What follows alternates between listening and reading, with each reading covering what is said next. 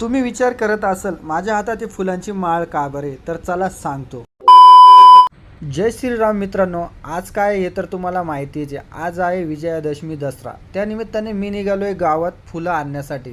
तर मी लगेच गावात जाऊन खूप सारे फुलं घेऊन आलोय आणि आता याची आपण बनवूयात माळा. माळा आणल्या आणि म्हणलं 2 मिनटं आराम भेटेल. तेवढ्यात भाऊ मला म्हणतो ये थोडी मदत कर. भाऊला म्हणलं भाऊ तूच कर. हा शब्द ऐकताच मम्मी आली आणि मम्मीने पटक्यात 10 मिनिटात अशा माळा बनवून दिल्या. आणि लगेच मम्मीने एक पिशवी घेतली आणि त्याच्यात छानपैकी व्यवस्थित ठेवली. मम्मी बोलली आता तुम्ही आंघोळ वगैरे करा, नंतर आपण सर्व तयारी करू. मग काय, लगेच आंघोळ वगैरे केली आणि एकदम टकाटकमध्ये असा रेडी झालो आहे.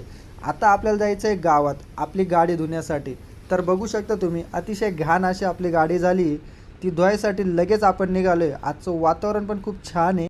मग काय वातावरणाचे एन्जॉय घेत आपण निघालो सर्व्हिस स्टेशनला. पण तिथं येतच बघतो तर काय माझ्या अगोदर खूप साऱ्या गाड्या वेटिंगला होत्या.